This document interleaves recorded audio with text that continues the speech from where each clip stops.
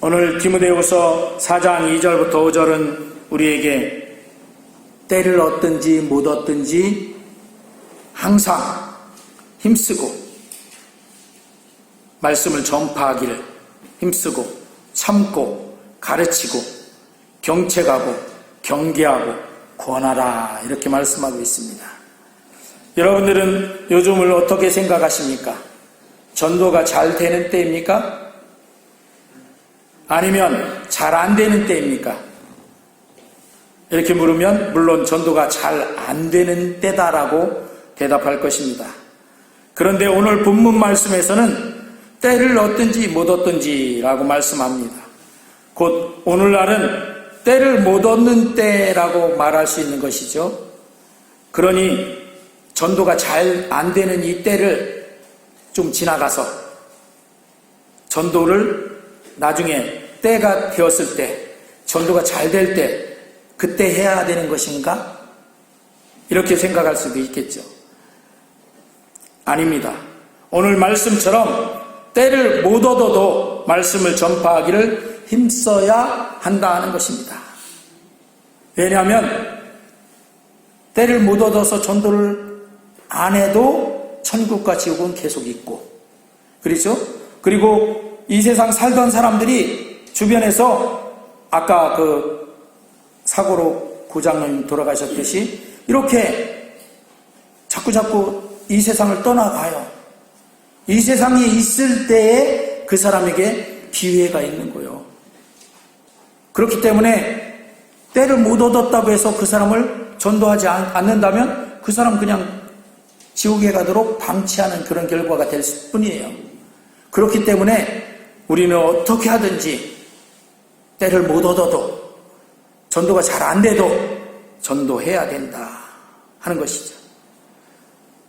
그래서 5절 말씀이 그렇게 말씀하잖아요. 시작. 그러나 너는 모든 일에 신중하여 고난을 받으며 전도자의 일을 하며 내 직무를 다하라. 이 말씀에 보니까 전도자의 일을 하라고 했는데 그게 뭐다? 우리의 직무다 이렇게 말씀하고 있는 것이에요. 우리에게는 하나님께서 전도자의 일을 하는 게 우리의 직무로 맡겨줬다 하는 거죠. 근데 그 앞에 보니까 고난을 받는다 이런 얘기를 하고 있어요. 전도자의 일을 하려고 하면 고난도 받는다 이런 얘기예요. 그렇기 때문에 내가 이런 고난이 있는데 뭔 전도를 한다고 이렇게 생각하지 마시고 그것도 겸하여서 있을 수 있다. 그렇지만 내 직무는 그래도 해야 된다. 이렇게. 할렐루야. 어제 저녁 때 그리고 전에 몇 달 전쯤 그 뉴스를 보고 충격을 받은 뉴스가 있었어요. 뉴질랜드의 에서 큰 여행 가방에서 초등학교 학생 두 아이가 우리 한국 아이가 시체로 나왔어요. 우리로서는 생각도 못하는 그런 일이에요. 그 창고에 그게 보관되어 있다가 경매로 그 가방이 경매가 됐어요. 그래서 경매를 받은 사람이 갖고 가서 열어봤더니 그 안에 시체가 있는 거예요. 어린 아이들 시체들, 초등학생들 시체가 남자 여자애. 그래서 그게 어떻게 된 거냐 해갖고 이제 그 주인을 찾아서 이렇게 수사를 했겠죠. 뉴질랜드 경찰이 수사를 했는데 그 엄마가 한국에 와 있어요.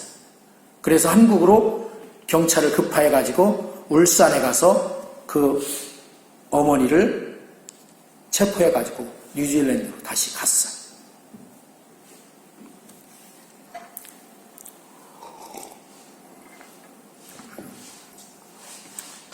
어떻게 된 건지는 잘 모르지만 어쨌든 그 아이들을 엄마가 그렇게 어떤 방법으로 어떻게 했는지 모르지만 그렇게 죽게 한 다음에 가방에 넣어서 거기서 가방을 창고에 넣어놓은 거예요. 그런데 거기는 뉴질랜드는 희한하더라고요. 그 가방이 그렇게 있으면 누구도 그걸 열어보질 않아. 왜? 자기 게 아니니까. 열어보질 않은 거예요. 않고, 그리고 그 가방을 맡겼잖아요. 맡겼으니까 맡긴 그 대금 있죠. 그 맡기는 그 대금만 잘 지불하면 끝까지 안 열어봐. 그래서 그게 열린 게 3년 만인가 4년 만인가 열렸다고 그래요. 그러니까 애들이 죽은 지 3년, 4년이 된 거예요. 그런데 모르는 거예요, 그걸. 그 가방 속에 있는데. 그러니, 참, 시대가 이런 시대구나, 이런 생각을 하게 됐어요. 그런데, 그것도 안 밝혀질 것인데, 왜냐면 시스템이 그렇게 돼 있으니까, 뭐만 잘 내면, 맡긴 대금만 잘 내면, 그러니까 월 얼마씩 이제 맡기는 그 대금이 있겠죠? 그걸 3년인가 동안은 잘 낸 거죠. 그러니까 가방을 누가 열어볼 이유가 없어. 그냥 잘 맡겨져 있는 거예요, 그냥. 그런데 아마 그 엄마가 사정이 어땠는지 모르지만 그 가방 맡긴 대금을 안 낸 거예요. 그러니까 그게 맡긴 대금을 안 내고 한참 되니까 거기서 어느 기간이 지나면 경매로 내놓는 거예요, 그걸. 저기가 창고에서 맡은 저기에서는 거기에 뭐 들어있는지 그런 거 상관없이 그냥 그 가방 채로 경매로 내놔서 경매를 받은 거예요. 우리나라 사람들은 남이 쓰던 거 별로 안 좋아하잖아요. 그런데 그쪽 사람들은 그렇게 하면 싸니까, 가방이 싸니까 그걸 경매를 받아갖고 집에 가서 열어봤더니 그게 나온 거예요. 또 어떤 전에 인터넷 기사에서 제가 읽어봤더니 우리나라에서는 좀 이해가 안 되는데 그쪽 집안 그런 사람들은 창구 같은 것도 경매로 나오잖아요. 그러면 아무도 열어보지 않아. 그냥 딱 잠근 채로 경매를 해. 그래갖고 경매를 받은 사람이 그 창고 안에 있는 것까지 다 가져. 그래서 한번 인터넷 기사에 보니까 왜 우리나라에서 왜 페라리 자동차 이런 거 막 수억 대씩 하잖아요, 한 대에. 근데 그 사람이 허름한 창고를 하나 경매를 받았어. 그래갖고 그 문을 딱 열었더니 그 안에 그런 억대의 차들이 몇 대가 있는 거예요, 몇 대. 창고 안에. 이 사람은 창고만 경매 받았는데 창고보다 훨씬 더 비싼 차들을 몇 대를 그냥 받은 거예요. 그러면 우리 예수 믿는 사람들은 그러겠죠? 할렐루야, 하나님이 주셨다 그러겠죠?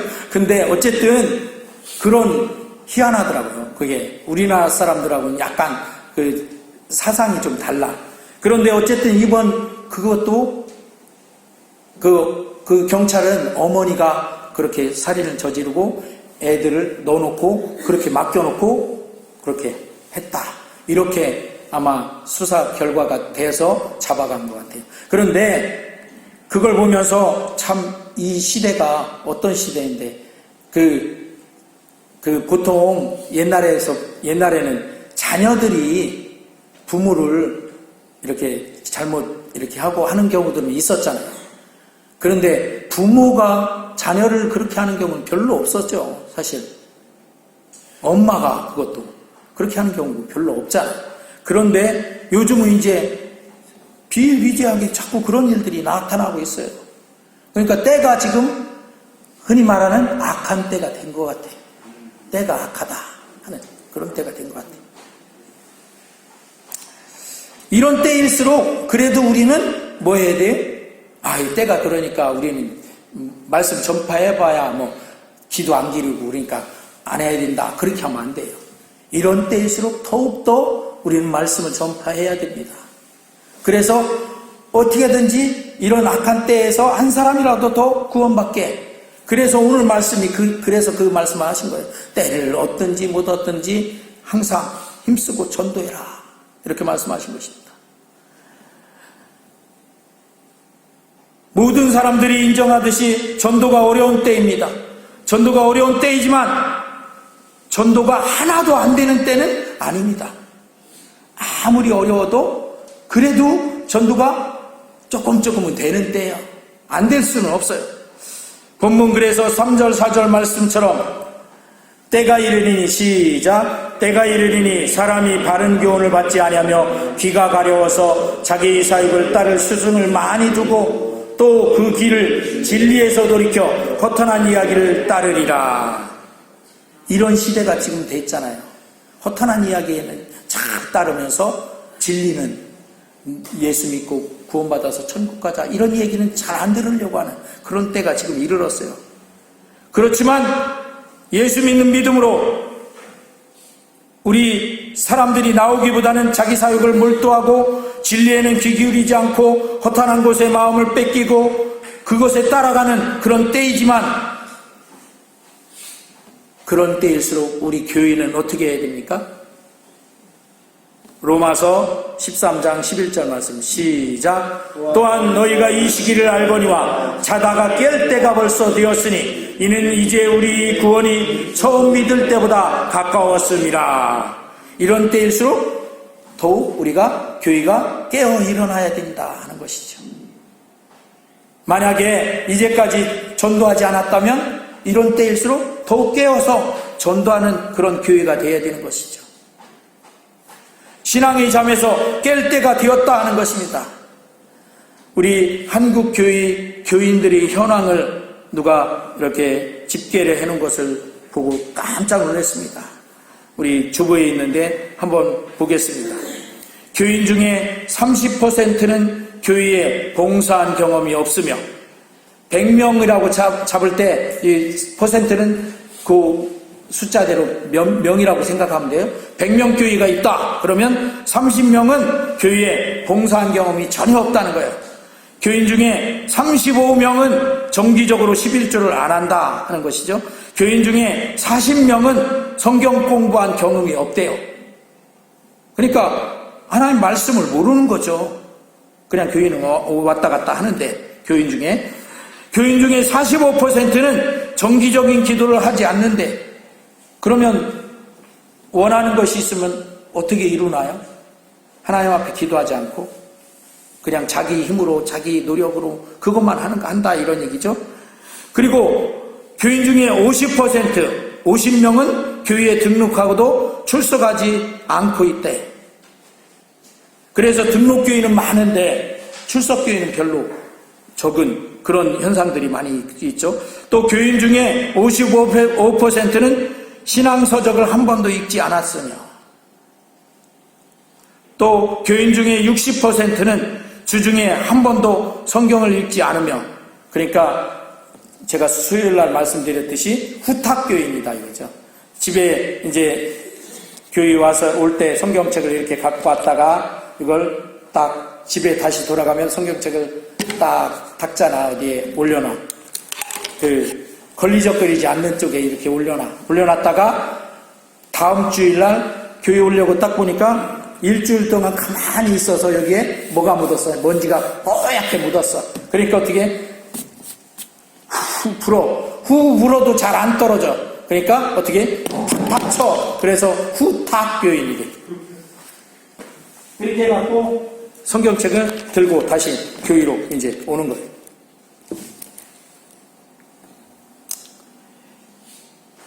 이걸 이렇게 안 되려면 어떻게 우리 교회에서는 수요일날 예배하잖아요. 그러니까 일주일 내내 안 놓을 수 있죠. 수요일날 예배하러 오면 그만큼 많이 묻지는 않을 거야. 또 금요일날 뭐예요? 아니면 주중에 한 번씩 구역예배 드리잖아. 구역예배 드릴 때 성경책 그러면 그런 심한 후탁교회는 안 될 수가 있는데 그나마도 참석을 안 하면 또 이제 그렇게 되죠.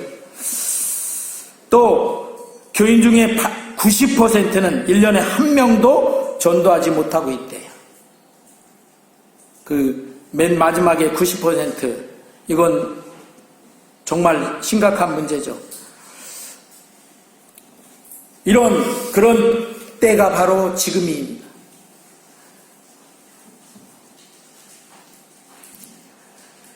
지금 이 현대인들은 소득 증가로 생활에 여유가 생기고 자가용 차로 자가용차가 각 집마다 거의 있죠. 어떤 그 젊은이들은 집은 별로 신경 안 써도 차는 또 신경 쓴다. 그게 무슨 사람이라고요? 차 뭐? 예? 예? 카푸어. 그러니까 카는 차고 푸어는 뭐예요? 가난한 사람. 차는 좋은데 가난한 사람. 그러니까 집 같은 거 다른 건 전혀 가난해도 괜찮대요.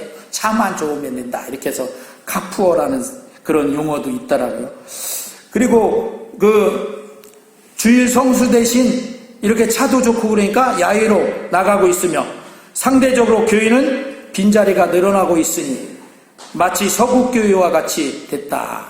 지금 서구에 그 영국이 원래 기독교의 본산지라고 할 수 있잖아요. 우리 그런데 영국은 지금 교회들이 텅텅 비어서 크게 이렇게 교회 건물 전원 거에 보면 우리 교회처럼 이렇게 그 몇 명이 이제 큰 교회 한 몇백 명 들어가는 자리에 한 30명이 앉아서 예배 드리는 거예요. 그러면 어때요? 텅 비어 있잖아요. 그러니까 그 30명 갖고 그 건물 유지도 안 되는 거예요. 그러니까 어떻게 해요? 하다 안 되니까 건물을 파는데 누가 사냐면 이슬람교들이 사갖고 자기들의 그 모이는 장소로 써. 그래갖고 또 어떤 데는 여러분들 TV에서 봤을지 모르지만 술집에 팔아. 그래서 술집으로 됐어요. 교회가 형태는 다 교회인데 들어가면 술집이에요.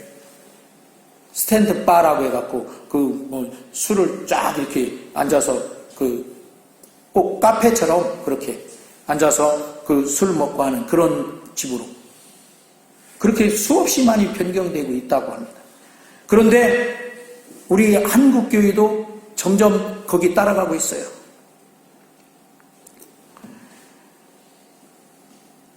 경제는 흥했어요. 교회는 그러나 쇠하는 증조를 보이고 있어요. 풍요 속에 있지만 사실 과소비로 인하여 경제적으로 쪼들리고 있는 그런 가정들이 얼마나 많은지 모릅니다. 주택 할부금, 외식비, 차량 유지비, 과외비 등 생활비 증가로 집집마다 적자 가게를 메우기 위해서 옛날에는 한 사람만 이렇게 벌이했잖아요. 그런데 지금은 맞벌이를 안 하면 생활이 유지가 안 돼. 그래서 결혼할 때도 보면 다 양쪽 다 서로 옛날에는 그 신부가 남편 일자리 어떤 일을 하는지 그걸 살폈는데 요즘은 남편 되는 사람도 아내 될 사람 무슨 일을 하는지 이걸 살펴갖고 둘 다 같이 일하는 둘 다 같이 일하는 게 나쁘다는 것이 아니라 그 추세가 그렇다 이런 얘기입니다.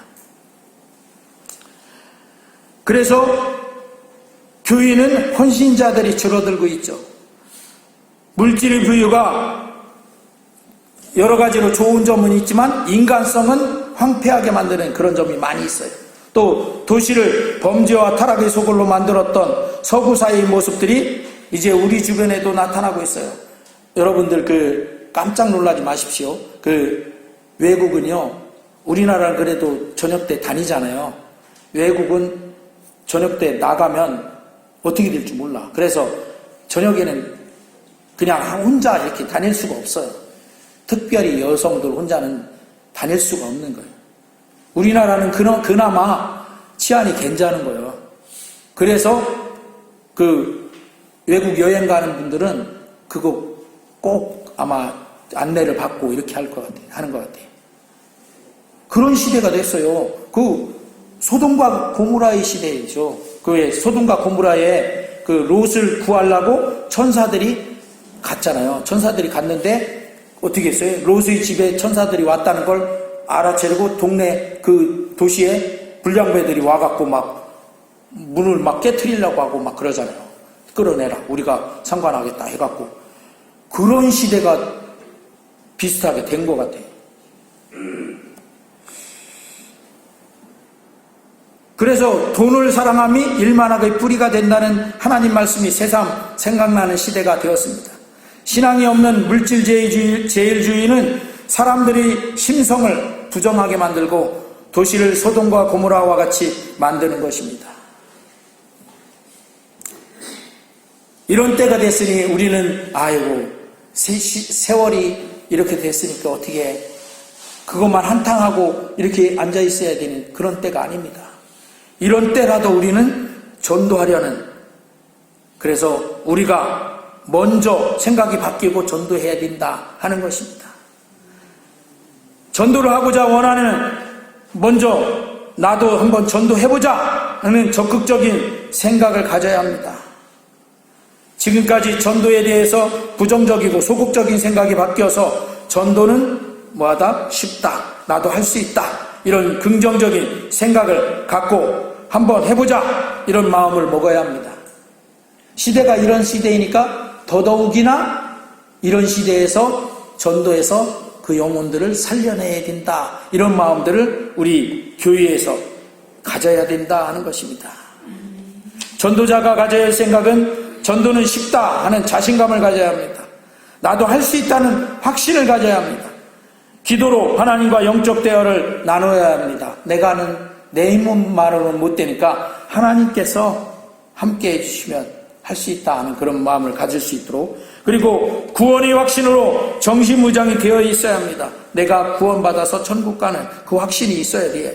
그리고 확실한 저 사람을 어떻게 전도할까 하는 그런 생각들을 가져야 돼요. 그냥 무작정 전도하겠다 이렇게 하면 또 실패를 하니까요. 그리고 훈련을 받아야 돼요. 내가 전도하고자 하는 훈련을 어떻게든 받아야 돼요. 그래서 전도할 수 있는 그런 사람이 되어야 돼요. 전도인은 성령 충만함으로 사기가 충천하여야 합니다. 패배적인 그런 생각을 가지면 전도는 도저히 할 수 없으니까 전도인은 성령의 감동하심을 받아야 돼요. 내가 저 영혼을 구원하지 않으면 누가 구원하냐? 한번 우리 같이 저를 따라서 한번 해보겠습니다. 전도는 쉽다. 나도 할 수 있다. 나는 전도에 자신 있다. 나도 한번 전도해보자. 내가 변해 우리 교회가 성장한다. 할렐루야. 아멘.